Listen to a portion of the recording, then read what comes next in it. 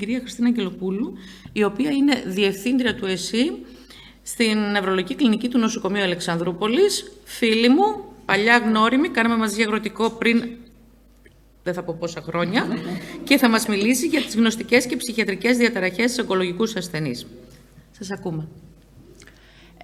Και εγώ με τη σειρά μου ήθελα να ευχαριστήσω τον πρόεδρο της Διμερίδας, τον κύριο Χριστακίδη, το Προεδρείο, την αγαπητή συνάδελφο κυρία Κουρτέση για την πρόσκληση και πάντοτε χαιρόμαστε όταν βρισκόμαστε σε τέτοιες εκδηλώσεις.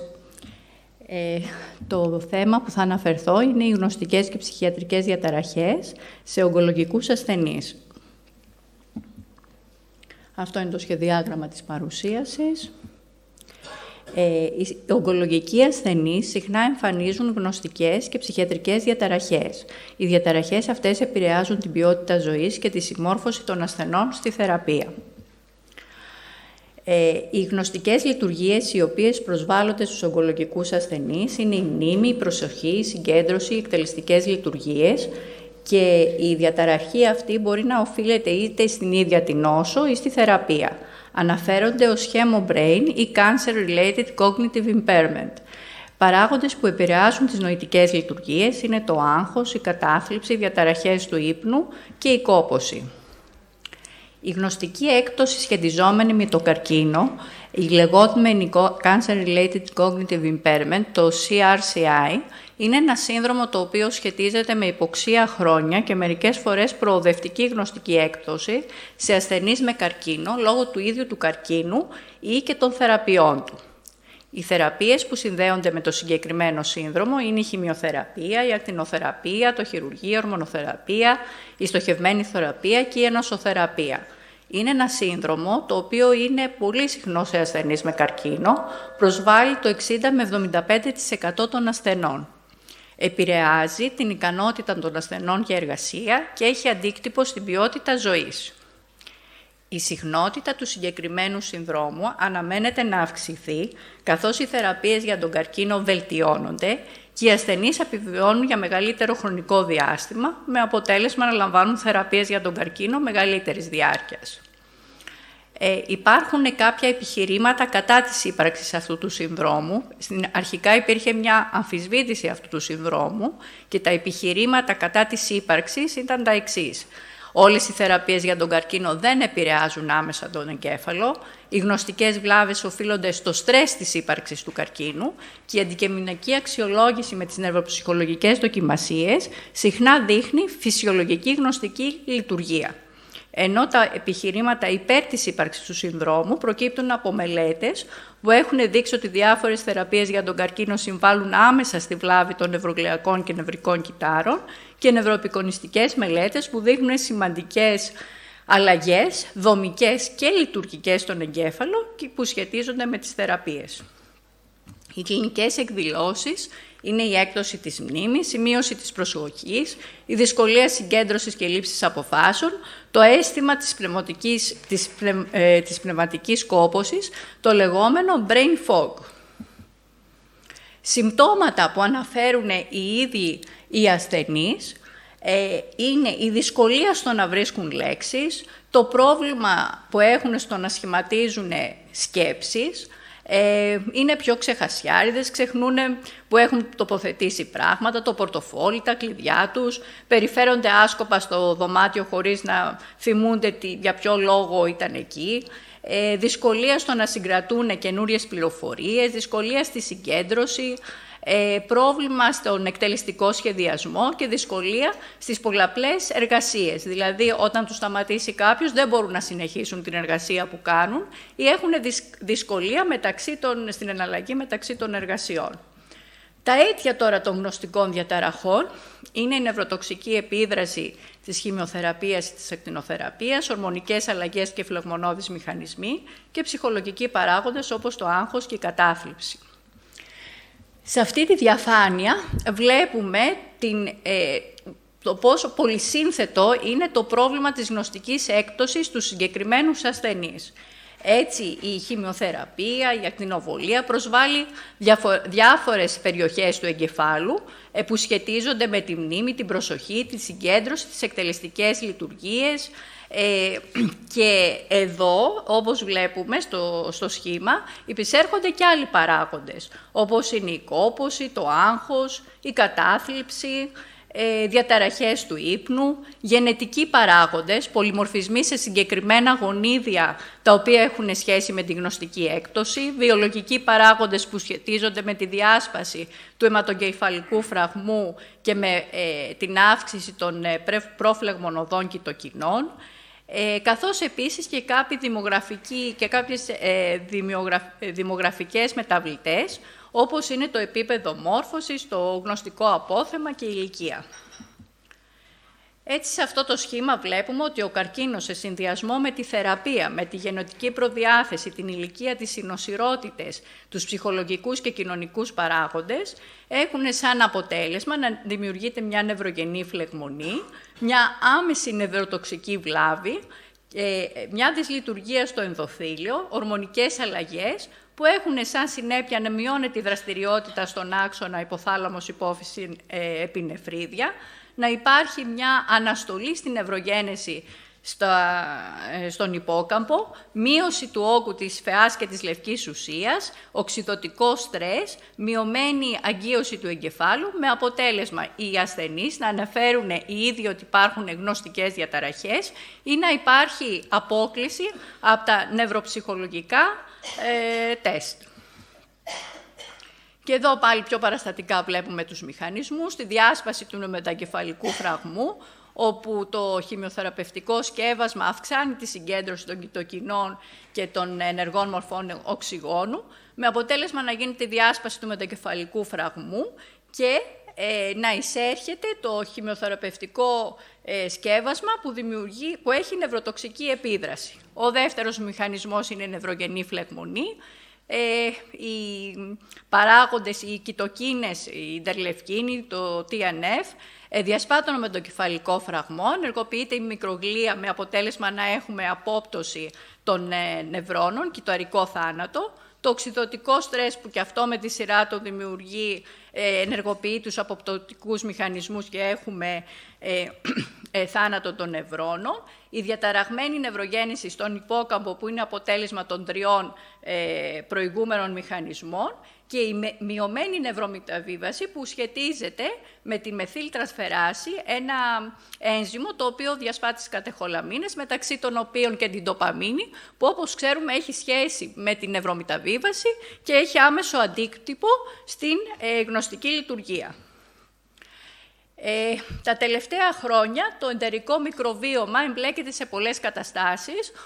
Για παράδειγμα, στη νευρολογία εμπλέκεται στην νόσο Αλσχάιμερ, στην νόσο Πάρκινσον, σε διαταραχές του φάσματος του αυτισμού και παίζει ρόλο και στο συγκεκριμένο σύνδρομο. Δηλαδή, η επίδραση της χημειοθεραπείας, της ακτινοβολίας, δημιουργεί μια δυσλειτουργία στο εντερικό μικροβίωμα, με αποτέλεσμα να παράγονται λιποπολυσαχαρίτες από τα βακτήρια, διάφορα λιπαρά οξέα, τα οποία διαταράσσουν τον εντερικό φραγμό, μπαίνουν στην μικροκυκλοφορία και αυτά δημιουργούν μια προφλεγμονώδη νοσολογική απάντηση με ενεργοποίηση της μικρογλίας και άμεσο αντίκτυπο στους νευρώνες.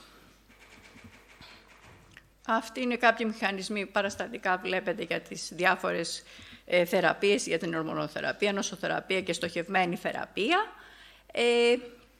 Τα χημειοθεραπευτικά σκευάσματα σχετίζονται με συγκεκριμένους μηχανισμούς που οδηγούν στη γνωστική έκπτωση. Έτσι, για παράδειγμα, τα σκευάσματα της πλατίνης έχουν άμεση επίδραση στα λιγονδεδροκύτταρα, δημιουργούν δυσλειτουργία στα μυτοχόνδρια, υπερφυσφορυλίωση της τάου πρωτεΐνης, διαταραχή στο εντερικό μικροβίωμα. Και αυτός ο πίνακας δείχνει και για τα υπόλοιπα σκευάσματα. Τώρα, τι κάνουμε για τη διάγνωση του συγκεκριμένου συνδρόμου. Το πρώτο βήμα είναι η νευροψυχολογική αξιολόγηση για να γίνει εκτίμηση των γνωστικών λειτουργιών. Και το δεύτερο βήμα, προτείνονται διάφοροι βιοδείκτες, οι οποίοι μπορούν να ανιχνεύσουν πρώιμα τη γνωστική έκπτωση σε αυτούς τους ασθενείς. Γενετικοί βιοδείκτες του πλάσματος, τον κεφαλονοτιαίο υγρό και νευροαπικοινωνιστικοί. Στην νευροψυχολογική αξιολόγηση εκτιμούνται οι εξής γνωστικές λειτουργίες. Η λεκτική μάθηση και μνήμη, η οπτική μάθηση και μνήμη, η ομιλία, οι οπτικοωρικές δεξιότητες, η προσοχή, η συγκέντρωση, οι εκτελεστικές λειτουργίες, οι αισθητικές, οι κινητικές λειτουργίες, καθώς επίσης και οι ακαδημαϊκές δεξιότητες του ασθενούς. Εδώ είναι κάποιες οδηγίες από την Διεθνή Ομάδα Εργασίας για την Νόηση και για τον Καρκίνο, όπου προτείνονται ανάλογα με την γνωστική λειτουργία που εξετάζεται τα αντίστοιχα τεστ. Αυτά τα τεστ τα κάνουν οι ψυχολόγοι. Τώρα, αν στα δύο τεστ η απόκλιση είναι παραπάνω από 1,5 από το φυσιολογικό, τότε θεωρείται ότι είναι διαταραγμένη η γνωστική λειτουργία. Αν είναι σε ένα πάνω από 2 η απόκλιση, πάλι θεωρείται ότι είναι διαταραγμένη η γνωστική λειτουργία. Το πιο εύχριστο ερωτηματολόγιο είναι αυτό που χρησιμοποιούν οι ασθενείς, το FACT-COG, το οποίο είναι ένα ερωτηματολόγιο αυτοσυμπληρούμενο, είτε σε έντυπη είτε σε ηλεκτρονική μορφή, που αξιολογεί τις υποκειμενικές γνωστικές δυσκολίες και την επίδραση στην ποιότητα ζωής των ασθενών με καρκίνο. Αυτό το ερωτηματολόγιο συμπληρώνεται από τους ασθενείς είτε κατά τη διάρκεια είτε μετά τη θεραπεία. Για 10 λεπτά, αυτός είναι ο χρόνος συμπλήρωσης. Υπάρχει και validation στα ελληνικά και χρησιμοποιείται τόσο για την ανίχνευση των υποκειμενικών γνωστικών διαταραχών σε ασθενείς με καρκίνο, όσο και για την παρακολούθηση των μεταβολών τους κατά τη διάρκεια ή μετά τη θεραπεία. Επίσης, χρησιμοποιείται και για κλινικές και ερευνητικές μελέτες. Εδώ βλέπετε το συγκεκριμένο ερωτηματολόγιο, το οποίο έχει 37 ερωτήσεις και χωρίζεται σε 4 υποκατηγορίες. Η πρώτη υποκατηγορία αφορά τις αντιλαμβανόμενες γνωστικές διαταραχές. Η δεύτερη αφορά τα σχόλια που κάνουν οι άλλοι για τις γνωστικές διαταραχές του ασθενούς. Η τρίτη, τις αντιλαμβανόμενες γνωστικές ικανότητες. Και η τέταρτη κατηγορία, το αντίκτυπο που έχουν οι γνωστικές δυσκολίες του ασθενούς στην ποιότητα ζωής. Όπως είπαμε, υπάρχουν και κάποιοι βιοδείκτες οι οποίοι μας διευκολύνουν στο να ανιχνεύουμε έγκαιρα τη γνωστική έκπτωση στους συγκεκριμένους ασθενείς. Βιοδείκτες στο πλάσμα, που έχουν σχέση με τα επίπεδα των προφλεγμονωδών κοιτοκινών, δείκτες από το εντερικό μικροβίωμα, για παράδειγμα τα λιπαρά οξέα βραχίας αλήσου που έχουν σχέση με την ορίμανση της μικρογλίας, που επίσης παίζει ρόλο στις γνωστικές λειτουργίες, τα επίπεδα που έχουμε από τα κυκλοφορούντα μικρο-RNA, τα οποία έχουν σχέση με τη γονιδιακή έκφραση, επίσης γενετικοί βιοδείκτες, δηλαδή πολυμορφισμοί γονιδίων που κωδικοποιούν την απολιποπρωτεΐνη ε, συγκεκριμένα το ε4 που ξέρουμε ότι έχει σχέση και με την νόσο Αλτσχάιμερ, την μεθyltransferase, τον νευροτροφικό παράγοντα BDNF και απεικονιστικοί βιοδείκτες που έχουν σχέση με τις δομικές και τις λειτουργικές βλάβες του εγκεφάλου μετά την επίδραση της χημειοθεραπείας. Επίσης, έχουμε και κάποιους βιοδείκτες στον κεφαλονοτιαίο υγρό με αντιπροσωπευτικά τα φωσφολιπίδια και την τάου πρωτεΐνη. Εδώ, σε αυτή τη διαφάνεια, βλέπουμε τη συσχέτιση της γνωστικής λειτουργίας με το μηχανισμό και τον αντίστοιχο βιοδείκτη που μπορούμε να ελέγξουμε. Για παράδειγμα, αν πάσχει η εκτελεστική λειτουργία, σημαίνει ότι υπάρχει εκφύλιση στον προμετωπιαίο φλοιό. Οπότε, σε αυτή την περίπτωση, μπορούμε να ελέγξουμε γενετικό βιοδείκτη την απολιποπρωτεΐνη ε4. Απεικονιστικά μπορούμε να δούμε αν υπάρχει μεταβολή στον όγκο της φαιάς ουσίας, όπως και στο πλάσμα, ο δείκτης, τα επίπεδα των νευροεινιδίων που μας δείχνουν την προσβολή του νευράξονα. Όσον αφορά τη θεραπεία, πρώτα έχουν θέση οι μη φαρμακευτικές θεραπείες, δηλαδή η γνωσιακή αποκατάσταση και εκπαίδευση, η σωματική άσκηση και τέλος δοκιμάζεται η φαρμακοθεραπεία. Η γνωσιακή συμπεριφορική θεραπεία... Ορίστε. Άλλο ένα λεπτό. Ναι, τελειώνω. Έχει σχέση με τη βελτίωση της γνωστικής απόδοσης. Η γνωσιακή εκπαίδευση έχει σχέση με την εξάσκηση των δεξιοτήτων και έχει βρεθεί από μελέτες ότι οι δύο αυτές μέθοδοι βελτιώνουν τα αυτοαναφερόμενα γνωστικά προβλήματα, το άγχος, την κατάθλιψη, την κόπωση, χωρίς όμως να υπάρχουν σημαντικές διαφορές μεταξύ της ομάδας ασθενών και ελέγχου στις νευροψυχολογικές δοκιμασίες. Η σωματική άσκηση, η αερόβια άσκηση και η γιόγκα επίσης βελτιώνουν τα γνωστικά ελλείμματα και όταν έχουν αποτύχει αυτές οι δύο μέθοδοι, μπορούν να δοκιμαστούν κάποια φαρμακευτικά σκευάσματα, χωρίς να υπάρχουν όμως ενιαίες οδηγίες για τη φαρμακολογική πρόληψη ή θεραπεία του CRCI. Οι φαρμακοθεραπείες, οι πιθανές για τη διαχείριση, είναι τα διαγερτικά του κεντρικού νευρικού, μονταφιλίνη, μεθυλοφενιδάτη, φάρμακα κατά της άνοιας των επιζήλη με μαντίνη, αναστολής επαναπρόσληψης σερωτονίνης, τζίνγκο μπιλόμπα και ερυθροποιητίνη. Αυτός είναι ένας πρακτικός οδηγός που δημοσιεύτηκε σε πρόσφατο άρθρο τώρα το 2025 για τη διαχείριση του συγκεκριμένου συνδρόμου από τους ογκολόγους, που όταν υπάρχει πρόβλημα, τότε δοκιμάζονται αρχικά οι μη φαρμακευτικές μέθοδοι και μετά προτείνεται μια εξέταση από ψυχολόγο για τις νευροψυχολογικές δοκιμασίες και αν είναι ο ασθενής, έχει γνωστική λειτουργία και είναι σε ενεργό θεραπεία, ανάλογα με τη βαρύτητα των συμπτωμάτων, προτείνεται και αντίστοιχη διαχείριση. Δηλαδή, αν είναι ανεκτά, αν υπάρχει ανεκτικότητα των ασθενή, συνεχίζει τη θεραπεία. Αν δεν υπάρχει, τότε μπορεί να αλλάξει η θεραπεία, να διακοπεί, να αυξηθούν τα διαλύματα μεταξύ των θεραπείων. Και τέλος, για τις ψυχιατρικές διαταραχές, η συχνότητά τους φτάνει μέχρι και 50%. Είναι η κατάθλιψη, το άγχος, η διαταραχή προσαρμογής, η μετατραυματική διαταραχή στρες και το οργανικό ψυχοσύνδρομο. Παράγοντες κινδύνου είναι το προηγούμενο ψυχιατρικό ιστορικό, η νόσος κατά πόσο προχωρημένη είναι, η θεραπεία και οι κοινωνικοί παράγοντες. Η κατάθλιψη εμφανίζεται σε ποσοστό μέχρι και 50% των ασθενών και παράγοντες που σχετίζονται με τον αυξημένο κίνδυνο είναι η νεαρότερη ηλικία, το προηγούμενο ιστορικό, μεγαλύτερη αναπηρία και μη καλά αντιμετωπιζόμενος πόνος. Οι αγχώδεις διαταραχές που τις βλέπουμε σε όλες τις φάσεις της νόσου και μάλιστα σε προχωρημένη νόσο σχετίζονται με επιπλοκές της νόσου ή της θεραπείας. Η διαταραχή προσαρμογής είναι η πιο συχνή διάγνωση σε ογκολογικούς ασθενείς. Η διάγνωση του καρκίνου, όπως ξέρουμε, λειτουργεί ως τραυματική εμπειρία, οπότε οι ασθενείς εμφανίζουν υπερεγρήγορση, φόβο, αποφυγή και εφιάλτες. Και τέλος, το οργανικό ψυχοσύνδρομο, που είναι συχνός σε ασθενείς νοσηλευόμενους και τελικού σταδίου, που σχετίζεται με την αρχική νόσο, αν υπάρχουν δηλαδή πρωτοπαθείς όγκοι του κούνουσου, συνοδές οργανικές διαταραχές, μεταβολικές διαταραχές και εκδηλώνεται με παραλυτικές ιδέες, με ψυχοκινητική διέγερση ή αντίθετα με απάθεια και ψυχοκινητική επιβράδυση που είναι και πιο δύσκολος ο χειρισμός. Παράγοντες κινδύνου είναι η μεγάλη ηλικία, η άνοια, η γνωσιακή έκπτωση, οι ηλεκτρολυτικές διαταραχές, ιστορικό κατάχρησης αλκοόλ ουσιών, υπερπυραξία, υποθερμία.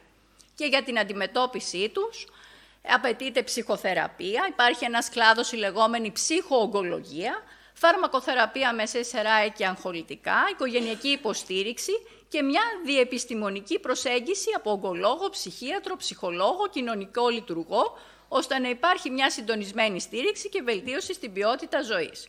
Συμπερασματικά, οι γνωστικές και ψυχικές διαταραχές στους ογκολογικούς ασθενείς είναι συχνές και υποεκτιμημένες.